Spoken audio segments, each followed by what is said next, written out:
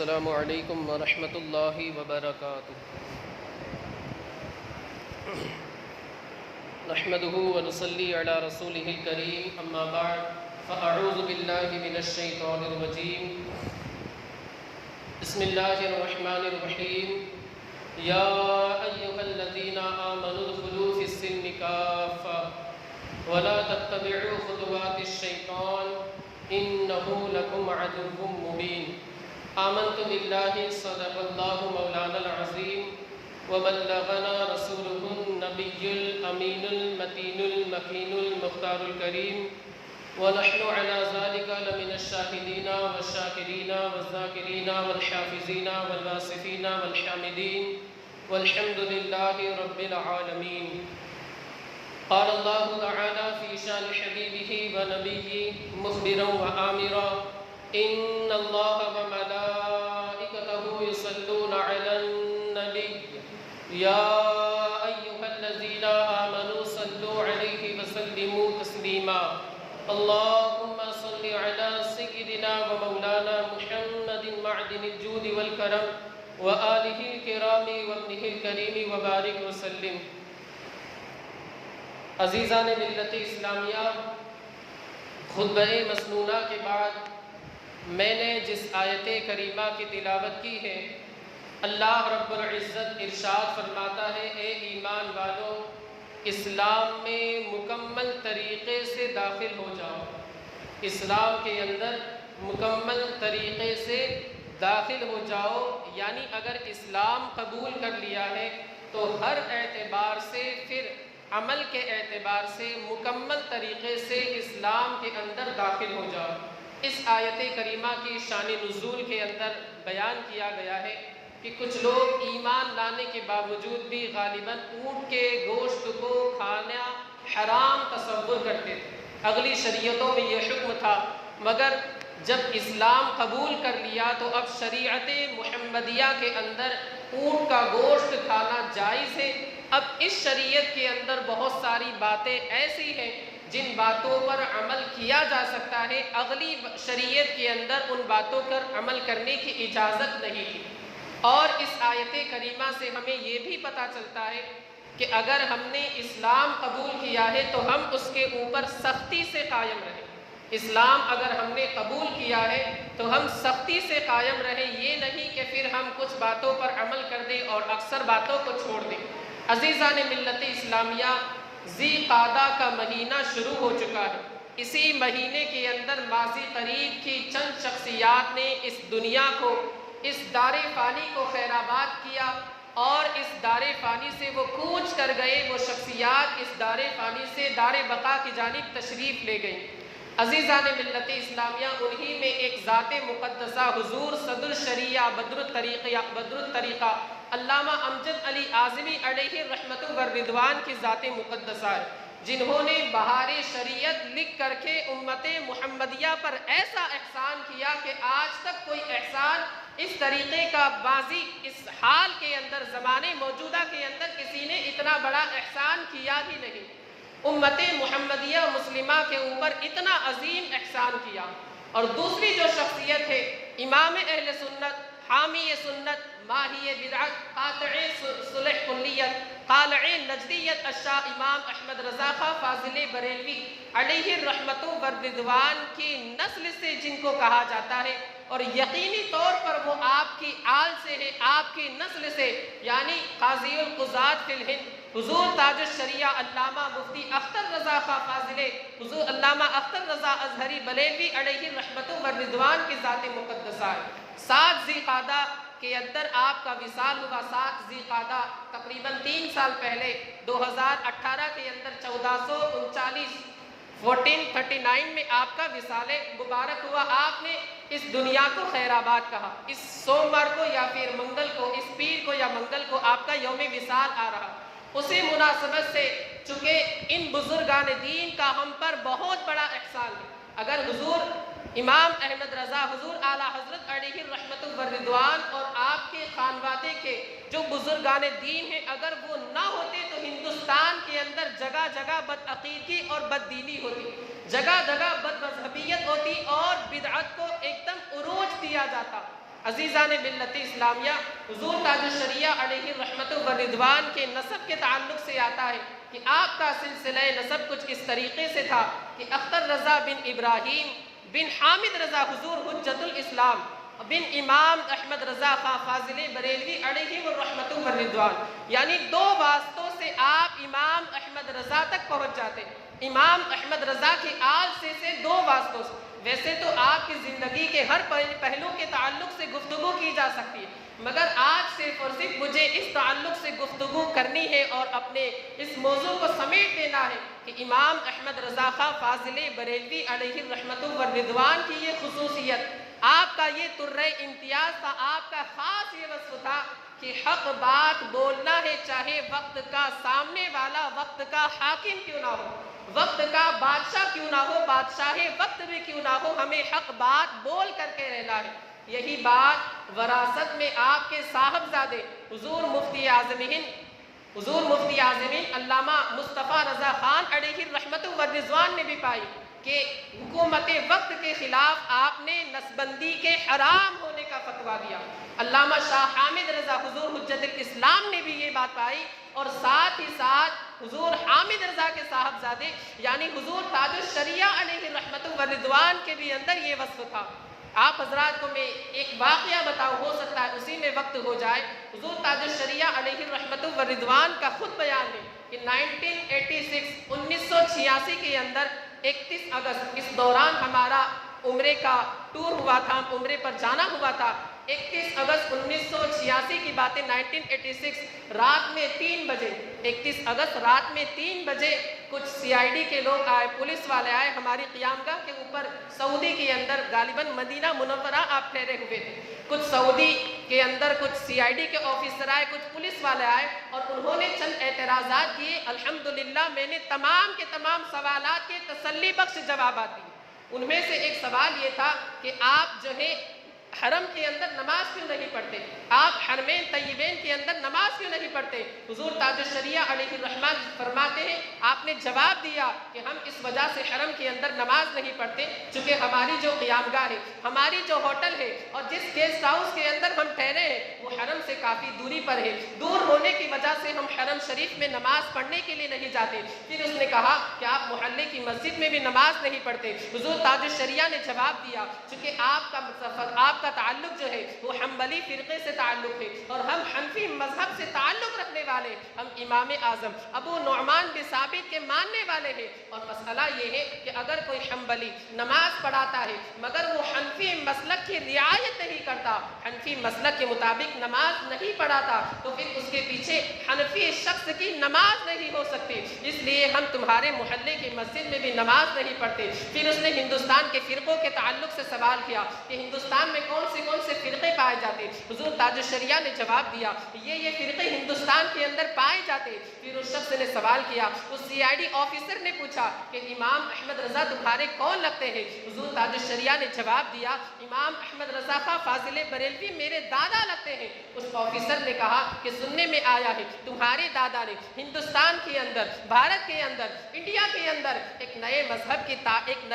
کی داغ بین ڈالی ہے، ایک نیا فرقہ ایجاد کیا ہے، ایک نئی جماعت ایجاد کی ہے۔ حضور تاج الشریعہ فرماتے ہیں امام احمد رضا کا وہی مسلک تھا جو آمنہ کے لال کا مسلک تھا، امام احمد رضا کا وہی مسلک تھا جو عبداللہ کے پیارے کا مسلک تھا، امام احمد رضا کا وہی مسلک تھا جو مختار کائنات کا مسلک تھا، امام احمد رضا کا وہی مسلک تھا جو سید الانبیاء کا مسلک تھا، امام احمد رضا کا وہی مسلک تھا جو صدیق و فاروق کا مسلک تھا، عثمان و علی کا مسلک تھا، عشرہ مبشرہ کا مسلک تھا، اصحاب بدر کا مسلک تھا، اصحاب احد کا مسلک تھا، اصحاب حنین کا مسلک تھا، تمام صحابہ کا جو مسلک تھا، امام احمد رضا کا بھی وہی مسلک تھا، امام احمد رضا کا وہی مسلک تھا جو تابعین کا مسلک تھا، تبع تابعین کا مسلک تھا، اولیاء کا مسلک تھا، صالحین کا مسلک تھا، ائمہ کا مسلک تھا، مجتہدین کا مسلک تھا، مفسرین کا مسلک تھا، محدثین کا مسلک تھا، علماء کا مسلک تھا، فقہاء کا مسلک تھا۔ غرض کے امام احمد رضا کا وہی مسلک تھا جو ان تمام جماعتوں کا مسلک تھا۔ امام احمد رضا کا جو مسلک تھا، مسلک اعلیٰ حضرت، مسلک امام احمد رضا، یہ کوئی اور مسلک نہیں تھا بلکہ یہ وہی مسلک تھا جو آج سے 1450 سال پہلے جس مسلک کے کے بارے میں آمینہ کے لال اس دنیا میں تشریف لا کر کے بتا کر گئے تھے، خیر وہ شخص خاموش ہو گیا۔ پھر اس نے عقیدہ ختم نبوت کے تعلق سے، علم غیب کے تعلق سے، استغاثہ کے تعلق سے، بشیر و نذیر ہونے کے تعلق سے کچھ اعتراضات کیے، کچھ سوالات کیے، مگر حضور تاج الشریعہ نے تمام کے تمام سوالات کا، تمام کے تمام اعتراضات کا تسلی بخش جواب دے دیا، تشفی بخش جواب دے دیا۔ جواب میں وہ بندہ خاموش ہو گیا، وہ بندہ خاموش رہ گیا، لاجواب ہو گیا۔ اور کیسے جواب رہتا جبکہ حضور تاج الشریعہ نے حق بات سے کام لیا تھا۔ آپ حق بیانی میں، آپ حق گوئی میں بے باکی سے کام لیا کرتے تھے، کسی سے ڈرتے نہیں تھے، آپ کسی سے ڈرتے نہیں تھے۔ یقیناً یہ اسی کی جھلک تھی، وہ رسا کے نیزے کی مار ہے کہ عدو کے سینے میں گار ہے۔ خیر حضور تاج الشریعہ نے اپنے دادا سے یہ وصف پایا تھا کہ حق بیانی میں، حق گوئی کے اندر ہمیں کسی سے نہیں ڈرنا ہے۔ وہ سامنے والا جو آفیسر تھا وہ خاموش ہو جاتا ہے، حق کا بکا رہ جاتا ہے، لاجواب رہ جاتا ہے، مگر اگر وہ آپ کی بات کو تسلیم کرتا ہے، آپ کی بات کا اقرار کرتا ہے، تو پھر سعودی حکومت کی جانب سے خطرے کا اندیشہ تھا، سعودی گورنمنٹ کی جانب سے تکلیف پہنچائے جانے کا اندیشہ تھا۔ بالآخر اس نے کہا کہ ہم آپ کے علم کی وجہ سے، آپ کی مہارت کی وجہ سے، آپ کی شخصیت کی وجہ سے، آپ کی عمر کی وجہ سے، آپ کی جلالت شان کی وجہ سے آپ کی تعظیم کرتے ہیں، آپ کا ادب کرتے ہیں، آپ کا احترام کرتے ہیں، آپ کے علمی لوہے کو مانتے ہیں۔ عزیزان ملت اسلامیہ، آج اگر کوئی شخص ہے، اس کے چاہنے والے، اس کے ماننے والے، اگر وہ لوگ اس کے فضل و کمال کا اعتراف کریں کہ آپ بہت بڑے عالم ہیں،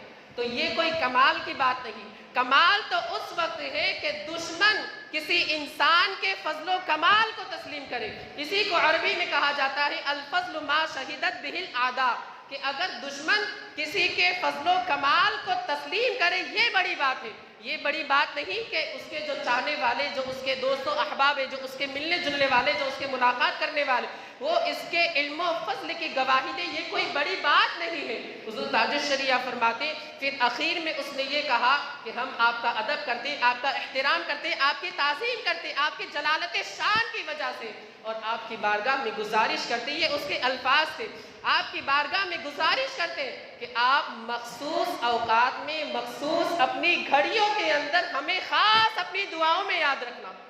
آپ ذرا سوچیں کہ یہ سعودی آفیسر ہے، CID آفیسر ہے، مگر حضور تاج الشریعہ کی بارگاہ میں دعا کی گزارش کر رہا ہے، دعا کے لیے التماس کر رہا ہے، دعا کی خواہش کر رہا ہے کہ آپ ہمارے لیے برکت کی دعائیں کریں۔ خیر حضور تاج الشریعہ علیہ الرحمت والرضوان کا بیان ہے کہ ان سے کچھ جواب تو نہیں ہو سکا، مگر پھر سامنے اپنی شان کا مسئلہ تھا کہ اگر ہم اس کی بات کو تسلیم کر لیتے تو سعودی حکومت کا نام خراب ہوگا۔ حضور تاج الشریعہ فرماتے کہ بغیر کسی جرم کے مجھے مدینہ منورہ کی حاضری سے روک دیا گیا، 11 دن تک مجھے مدینہ منورہ اللہ کے رسول صلی اللہ علیہ وسلم کے مقدس، مبارک، معزز، مکرم،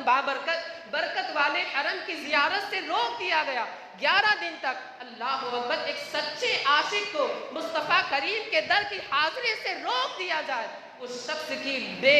شخص کی بے چینی کا، بے قراری کا کیا عالم ہوگا، اس کا ہم اندازہ نہیں لگا سکتے۔ حضور تاج الشریعہ فرماتے، میں بار بار پوچھتا کہ مجھے یہ کس چیز کی سزا دی جا رہی، میرا جرم کیا ہے، مگر مجھے اتنا کہہ دیا جاتا کہ آپ کا جرم کوئی اہمیت نہیں رکھتا۔ حضور تاج الشریعہ فرماتے 11 دن گزر گئے، 11واں دن جب آتا ہے تو مجھے جدہ کے لیے بھیج دیا جاتا ہے اور وہاں سے انڈیا کے لیے روانہ کر دیا جاتا ہے، مگر جدہ مجھے بالکل عزت کے ساتھ روانہ نہیں کیا جاتا، بلکہ جب میں جدہ پہنچتا ہوں تو میرے پیروں کے اندر بیڑیاں ہیں، میرے ہاتھوں کے اندر بیڑیاں ہیں، پابند سلاسل مجھے کر دیا جاتا ہے، میرے ہاتھ پیر کے اندر زنجیریں ہیں، لوہے کی جو چین آتی ہے اس کے اندر مجھے جکڑ دیا جاتا ہے۔ میرے دوستو، یہ حضور تاج الشریعہ علیہ الرحمت والرضوان کے ذات مقدسہ تھی، اگر مانگا ہے تو کسی اور سے نہیں مانگا ہے بلکہ آمینہ کے لال سے مانگا ہے۔ پیشانی کے اوپر ذرا بھی شکن نہیں تھی، اور آپ کا یہ عقیدہ تھا کہ مجھے کیا فکر ہو اختر،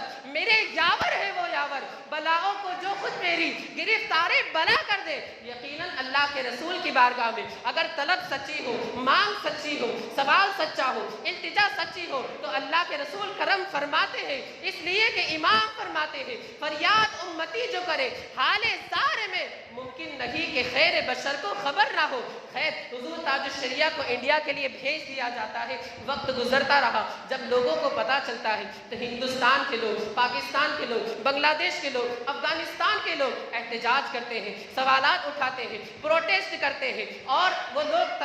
طریقے سے آوازیں اٹھاتے ہیں کہ حضور تاج الشریعہ کے ساتھ ناانصافی کی گئی، انصاف سے کام نہیں لیا گیا۔ جب چاروں طرف سے آوازیں اٹھتی ہیں، ہر طرف سے صدائے احتجاج بلند ہوتی ہے، ہر طرف سے پروٹیسٹ ہوتا ہے، تو وقت کا بادشاہ وقت جسے شاہ فہد کہا جاتا ہے، اس نے پھر یہ اعلان کر دیا لوگوں کے سامنے، بھرے مجمع میں برملا اس نے یہ اعلان کر دیا کہ اگر کوئی شخص کہیں سے بھی آتا ہے، کسی مذہب سے اس کا تعلق ہو، کسی فرقے سے اس کا تعلق ہو، کسی بھی مسلک سے وہ تعلق رکھنے والا ہو، اسے اپنے مذہب کے مطابق، اپنی جماعت کے مطابق، اپنے مسلک کے مطابق اسے عبادت کرنے کی آزادی ہے۔ وہ جس طریقے سے چاہے عبادت کرے، اسے کوئی روک نہیں سکتا، اسے کوئی ٹوک نہیں سکتا، اس کے لیے کوئی ممانعت نہیں ہے۔ اور اتنے پر بس نہیں، حضور تاج الشریعہ علیہ رحمت و رضوان سے جب ناانصافی کا معاملہ کیا گیا، طلب سچی تھی، آمنہ کے لال کی بارگاہ میں پکار تھی، اللہ کے رسول نے کرم فرمایا، حضور تاج الشریعہ کی بارگاہ میں بادشاہ وقت نے، جو کہ وقت کا بادشاہ تھا، سعودی حاکم تھا، عرب کا حاکم تھا، شاہ فہد، اس نے حضور تاج الشریعہ کی بارگاہ میں معذرت طلب کی۔ آپ ذرا سوچیں کہ وقت کا بادشاہ جس ذات کے سامنے معذرت طلب کرے کہ ہمیں معاف کر دیں، ہم نے جو آپ کے ساتھ سلوک کیا یہ غلط تھا، اس ذات کی عظمت اور رفعت کا کیا کہنا۔ آگے پھر اتنے پر بس نہیں، بلکہ جو 11 دن مدینہ منورہ در رسول دربار مصطفیٰ کی حاضری سے روک دیا گیا تھا، تو اس کے بدلے میں 1 دن نہیں، 2 دن نہیں، 3، 4، 10 دن نہیں، بلکہ آپ کو خصوصی 1 مہینے کا عمرے کا ویزا عطا کیا گیا۔ آپ ذرا سوچیں کہ جب طلب سچی ہو، ایمان سچا ہو، اسلام دل کے اندر پختہ ہو، محبت رسول سچی ہو، تو اللہ کے رسول صلی اللہ علیہ وسلم کرم فرما دیتے ہیں۔ جب کرم ہوتا ہے حالات بدل جاتے ہیں۔ تو ہمیں بھی حضور تاج الشریعہ علیہ الرحمہ کی زندگی سے یہ سبق ملتا ہے کہ ہمیں اسلام کے اوپر، دین کے اوپر، مذہب کے اوپر پختگی سے قائم رہنا ہے، اور مصطفیٰ کریم صلی اللہ علیہ وسلم سے سچی عقیدت، سچی محبت، سچی انسیت اور سچا لگاؤ رکھنا ہے۔ اسی بنیاد پر ہم دنیا میں بھی کامیاب ہوں گے، آخرت میں بھی کامیاب ہوں گے۔ آخری بات میں حضور تاج الشریعہ علیہ الرحمہ کی ایک کرامت بیان کر دوں، آپ حضرات نے سنا بھی ہوگا، آنکھ کے آپریشن کے لیے آپ کا افریقہ جانا ہوا تھا۔ آنکھ کے آپریشن کے لیے آپ افریقہ تشریف لے گئے تھے۔ آپ نے ڈاکٹر سے فرمایا آپریشن سے پہلے کہ تم لوگوں کا یہ معمول ہے کہ تم پیشنٹ کو، مریض کو بے ہوش کرتے ہو۔ اس نے کہا یہ تو کرنا پڑتا ہے، ورنہ آدمی جو ہے درد سے تڑپ اٹھتا ہے، وہ ناقابل برداشت رہتا ہے، درد سے بے چین بے قرار ہو جاتا ہے، اس کی ہمت نہیں ہے کہ اس درد کو برداشت کر دے۔ آنکھ جیسا مرحلہ، یہاں سوئی لگانی، یہاں سوئی لگانی ہے، تو آدمی جو ہے درد کی تاب نہیں لا سکتا، ناقابل برداشت ہوتا ہے وہ درد۔ خیر، حضور تاج الشریعہ نے فرمایا کہ اب تک جتنے پیشنٹ لوگ تھے ان کا تم نے علاج بے ہوش کر کے کیا ہے، مگر میری آنکھ کا آپریشن، میری آنکھ کا علاج ہوش و حواس کے ساتھ تمہیں کرنا ہے، مجھے بے ہوشی کا انجیکشن نہیں لگانا۔ خیر، وہ بیچارہ پریشان تھا کہ اب کیا کروں، یعنی اس کی ہمت نہیں ہو رہی تھی، وہ ڈر رہا تھا۔ حضور تاج الشریعہ نے فرمایا کہ تم اپنا کام کرو، آگے میں اپنی جو آگے ہوگا وہ میں دیکھ لوں گا۔ خیر، اس نے آپریشن شروع کیا، الحمدللہ آپریشن کامیاب ہو گیا، مگر حضور تاج الشریعہ کی زبان سے آج تک کا لفظ نہیں نکلا۔ جب اس نے دیکھا کہ ان کا آپریشن ہو گیا اور انہیں بالکل درد بھی نہیں ہوا اور آپریشن کامیاب بھی ہو گیا، سکسیس بھی ہو گیا، فوراً کلمہ پڑھ کر کے وہ مسلمان ہو گیا۔ آپ ذرا سوچیں کہ یہ اللہ والوں کی باتیں رہتی ہے، اللہ والوں کی کرامت رہتی ہے۔ مولا عز و جل ہمیں ان بزرگان دین کے نقش قدم پر چلنے کی توفیق رفیق عطا فرمائے، اور انہی بزرگان دین کے صدقے میں ہماری بے حساب مغفرت فرمائے۔ ایک مسئلہ آپ حضرات کو بتا دوں جو بہت ضروری ہے، آپ حضرات کو بھی، بہت سارے حضرات کو پیش آتا ہوگا، کہ استنجا کرنے کے بعد، پیشاب سے فراغت حاصل کرنے کے بعد، ویسے تو طریقہ یہ ہے کہ انسان جب باتھ روم میں بیٹھے تو بائیں پیر پر زور دے کر کے بیٹھے، یعنی تھوڑا سا اس طرح بیٹھے، بائیں پیر پر زور دے کر کے بیٹھے۔ اس کی وجہ یہ ہے کہ اس سے جو اندر قطرے رہ جاتے ہیں وہ آ جاتے ہیں۔ پھر اس کے بعد استبرا کا حکم ہے مردوں کے لیے خاص طور سے، کہ انہیں کھکھارنا ہے، زور سے سانس لینا ہے، اور اس طریقے سے مطلب بائیں پیر پر زور سے وزن دینا ہے، تو جو قطرہ ہے وہ باہر آ جائے گا۔ اور ایک طریقہ اور بھی ہے، وہ انشاءاللہ تنہائی میں بتایا جا سکتا ہے۔ تو پھر بھی بہت سے حضرات کو یہ واقعہ پیش آتا ہے کہ فارغ ہونے کے بعد جب پانی وغیرہ کا استعمال کر لیا، جب وضو کے لیے بیٹھتے ہیں، ایسے جھکے یا پھر سجدے کے لیے جاتے ہیں یا رکوع کے لیے جھکتے ایک قطرہ واپس آ جاتا ہے، ایک قطرہ گر جاتا ہے، پھر ان کی پوری نماز کسی وسوسے میں رہتی ہے کہ اس سے میرے کپڑے پاک رہے یا ناپاک ہو گئے، میری نماز ہوئی یا نہیں، وسوسے کی شکایت اکثر و بیشتر رہتی ہے۔ تو اس کا طریقہ یہی ہے اس قطرے کو باہر نکالنے کا کہ آپ بائیں پیر پر زور دے کر کے بیٹھیں، اور آخری طریقہ یہ ہے کہ آپ کھڑے ہو جائیں۔ ویسے بہت سارے طریقے کہ بلندی پر چڑھے اترے اور ایک دائی مارے اور کھکھارے زور سے، ایک طریقہ یہ بھی ہے آپ چونکہ چار دیواری میں رہتے آپ کھڑے ہو جائیں اور پھر اس کے بعد بیٹھ جائے تو فوراً انشاءاللہ قطرہ باہر آ جائے، ورنہ یاد رکھیں اگر وہ قطرہ رہ گیا اور بعد میں آپ جب بیٹھیں گے جھکیں گے تو قطرہ واپس آ جاتا ہے، باہر نکل جاتا ہے، تو اگر وہ قطرہ اتنا ہے ظاہر سی بات ہے وہ پھیل کر کے پھر 1 روپے کے سکے سے بڑا ہو جاتا ہے، اگر اتنا ہے تو اس کے ہوتے ہوئے پھر نماز آپ کی نہیں ہوگی، اس کو پاک کرنا فرض ہے، اور 1 روپے کے سکے سے کم ہے تو پاک کرنا واجب ہے۔ اس کا آپ حضرات خاص خیال رکھیں۔ اور ویسے یہ شکایت جو ہے اطباء حضرات ڈاکٹر حضرات یہ بتاتے ہیں کہ یہ شکایت انسان کے پیٹ خراب ہونے کی وجہ سے ہوتی ہے، ورنہ آپ دیکھیے روزہ رکھیں آپ کا پیٹ خالی آپ کو یہ شکایت نہیں ہوگی، لیکن انسان جو ہے وہ کھانے پینے پر کیئر نہیں کرتا، جو آیا کھا لیتا ہے کھاتا جاتا ہے، بالکل ایک چکی ہے اس پہ ڈالتے رہتا ہے کہ پساتا رہے گا، اسی وجہ سے اس کو یہ قطرے کی شکایت ہو جاتی ہے کہ اس کو کلیئر پیشاب نہیں ہوتا اور قطرے کچھ رہ جاتے ہیں۔ کھانے پینے پہ آپ دھیان دیں اور یہ پاکی کا خاص آپ خیال رکھیں، ورنہ نماز نہیں ہوگی اور آپ ناپاکی کی حالت میں گھومتے رہیں۔ اچھا ایک بات اور، یہ وسوسے کی شکایت اکثر رہتی ہے کہ ہم پاک ہوئے یا نہیں، تو آپ نے استبرا کر لیا، مکمل قطرے وغیرہ نکل گئے، تو اب جو پارٹس جو مطلب پرائیویٹ پارٹ ہے اس کے آگے جو کپڑا ہے تو وہاں پر آپ تھوڑا سا پانی چھڑک دیں، آپ کو یہ وسوسہ نہیں آئے، تھوڑا سا پانی، حدیث شریف میں بھی اس کا ذکر ہے کہ آپ تھوڑا سا پانی چھڑک دیں، چاہے پاجامہ ہو چاہے لنگی ہو یا کوئی اور کپڑا ہو، آپ اس کے آگے تھوڑا سا پانی چھڑک دیں تو آپ کا جو یہ وسوسہ ہے وہ ختم ہو جائے۔ یہ مسئلہ بہت خاص اور اہم ہے، بہت سارے ہمارے حضرات کو یہ شکایت رہتی ہے ان کی نماز نہیں ہوتی، بتانا ضروری تھا، اس وجہ سے میں نے بتا دیا۔ مولا عز و جل ہمیں صحیح طریقے سے زندگی کے شب و روز سنت نبوی کے مطابق گزارنے کی توفیق رفیق عطا فرمائے۔ وآخر دعوانا ان الحمد للہ رب العالمین۔ سنت باقی ہو۔